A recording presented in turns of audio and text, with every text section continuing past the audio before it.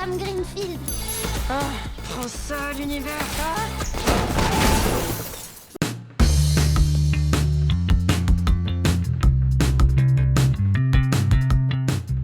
Et ce qui est génial dans le doublage, c'est que tu as vraiment un aspect de liberté, tu vois. Dans le sens où il n'y a pas une caméra qui est braquée sur toi et tu peux vraiment te laisser aller. C'est hyper drôle à faire, c'est hyper sympa. Parce que justement, c'est plus léger parce que c'est pas ton image à toi, tu vois ce que je veux dire? Pour le coup, tu joues pas avec tes sentiments à toi, tu joues pas avec ce que tu ressens toi, tu joues vraiment avec ce que tu vois à l'image. Donc il faut vraiment arriver à matcher ta voix et ton environnement sonore en fait à ce que le personnage ressent. Et moi pour le coup j'ai eu vraiment beaucoup de chance, si je peux dire ça comme ça justement, dans ce film-là parce que c'est une fille qui gère pas hyper bien ses émotions et qui du coup a tendance à être méga expressive et c'est super cool de pouvoir jouer un personnage expressif.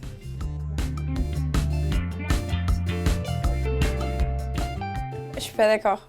J'avoue, je suis pas d'accord du tout. Justement, je trouve qu'il est dans la veine de Vice Versa, où c'est un film qui fait vachement réfléchir, où tu te rends compte justement que c'est une fille qui, tu vois, c'est un film qui est plein d'empathie et qui te fait vachement réfléchir sur toi. Au contraire, tu vois, moi je le montrerai pas à ma fille parce que je la trouve trop jeune pour pouvoir comprendre. Déjà de toute façon, elle est trop jeune pour les écrans, mais tu vois, je me dirais qu'elle est trop jeune pour pouvoir comprendre ce genre d'histoire. C'est vraiment une histoire où en fait, elle est à la quête de sa vie et à la fois, elle veut donner tout ce qu'elle a aux autres. Et en fait, petit à petit, tu te rends compte que avoir de la chance, c'est génial, mais en avoir trop, c'est pas si facile que ça, tu vois. Moi, au contraire, je pense que c'est un film qui fait vachement réfléchir sur sa façon de penser, sa façon d'agir et les émotions.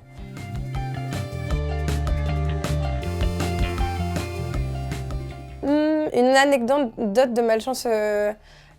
tu vois, là ça se voit pas parce que j'ai été hyper bien maquillée, mais j'ai une énorme griffe sur la tête parce que j'ai dû faire un cauchemar en fait et je me suis griffée dans la nuit. Et en vrai, quand tu te réveilles le matin et que t'as les cheveux collés dans le sang et que tu sais pas ce qui t'est arrivé, je trouve que c'est une malchance assez récente. Mais tout le monde a déjà vécu de la malchance et ce qui est drôle dans la scène dont tu parlais, c'est que elle enchaîne tout ce qui nous arrive à tous, tu vois. Ce truc de la tartine qui tombe du mauvais côté, c'est con, c'est quand tu te laves les mains et que tu te mets de l'eau sur les manches, c'est hyper relou. C'est un milliard de trucs comme ça que tout le monde a déjà vécu qui sont relous, mais t'arrives à passer au-dessus, quoi.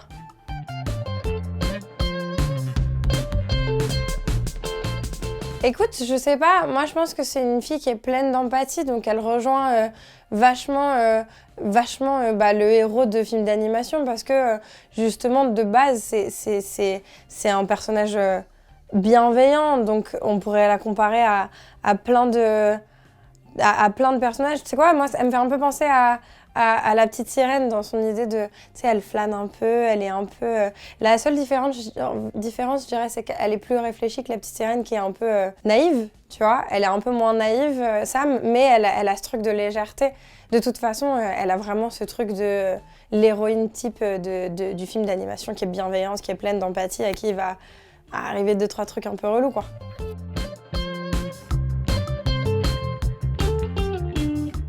Récemment, j'ai adoré Vice Versa, par exemple, parce que c'est un film qui fait vachement réfléchir.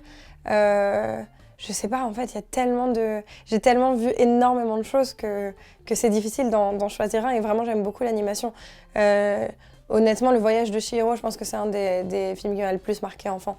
Et je pense que je l'ai vu un peu jeune aussi. Mais clairement, l'univers Ghibli, ça m'a vachement marqué.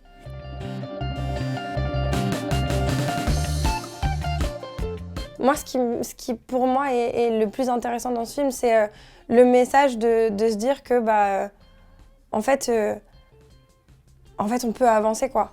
Même si t'es malchanceux, même si t'es poisseux, même si tu sais pas forcément où aller avec ta vie, on peut toujours avancer en se créant un peu sa propre famille, quoi. Parce que c'est ça un peu l'histoire de Sam, c'est une jeune fille qui a pas de famille, qui est hyper malchanceuse et qui, grâce en fait un peu à cette malchance, va se trouver une famille.